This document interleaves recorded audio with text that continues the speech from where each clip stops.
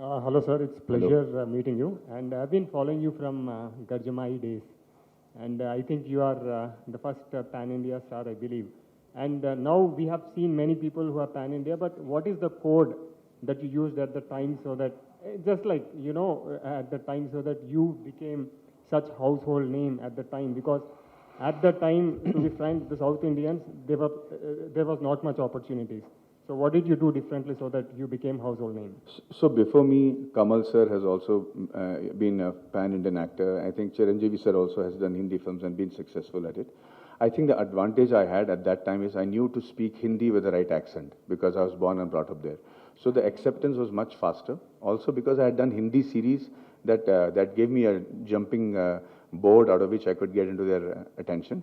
Thankfully, and God's grace, I also did films that became iconic, from Rang De Basanti to Three Idiots. So they, even though when they accepted the film, they also accepted the actor. I was not particular about only playing the main hero. My selection of subjects, or whether I did Breathe or Decoupled, all that became a part of my acceptance as a pan-India actor. But more than that, today's world is kudos to the Telugu actors who have done it. You know, Allu Arjun, Prabhas, my friend Rana Daggubati, every one of them, Mahesh Babu sir, every one of them are actually becoming exemplaries, and people around India are looking up to them with big fan following in the north. And that their achievement, I think, is much bigger than mine, because they didn't do it in the native language, they did it in their language and still became superheroes for India. So they have much bigger an achievement than mine. But thank you very much for this. I'm really happy. I hope you join us for tea. Hi. And yes, sorry. Just one last one. Okay, ma'am. Yeah. All right. I'd like to say that you're as good as an orator as you are an actor. It's always a pleasure to hear you speak. Thank you. So my question to you is, does genius always come with a price? Do you believe that? And another one is that because you've directed this film, you've explored a storyteller side to you. Of course, actors are also storytellers, but as a director, you see the bigger picture. So do you want to explore that side more, or do you look forward to directing more films? Well, first of all, thank you for your compliments. It's very touching. Secondly, yeah, there's a price to pay if you're a genius or there's a genius in your family. And I think the price paid for having a genius in your family is far more than being a genius, because I think when you're a genius, you share the same qualities of a insane person. You don't really care what the rest of the world thinks, and so you're not burdened by it as much as a person or the people living with and around you.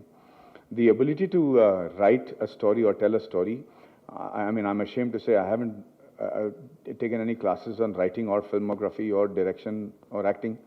It's been very instinctive, but I realized that my background is such that if the kind of subjects that I select, be it Three Idiots or Breathe or even Decoupled, they require a kind of looking ahead of the curve sort of writing, which I'm not able to come across very easily. So I end up being a screenplay writer of my own products and my stories to tell. But I think in the years to come, I mean, I don't know why only America should make movies on consumer, like science fiction that becomes rage around the world. You know, we have all that. You have our ancient sciences, our ancient mythologies, as well as our modern technology, where we're both experts, and the culmination of that should give us enough and more stories to write. And I hope that writers look in that direction and give us actors the luxury not to having to indulge in our amateur way into writing, and rely on their ability to research and tell a story so that we can just completely act and enjoy the process of acting. Would you like to direct more films? I'm not qualified to, honestly. This was, like I said, an insane project, and we just knew what story we had to tell as a team. But honestly, I'm afraid that I will be found out. I'm afraid that everybody will realize what a horrible director I am. So I'm going to stick to acting for the years to come. Thank you. Thank you. Thank you, guys. Thank you very much. And Jai Hind.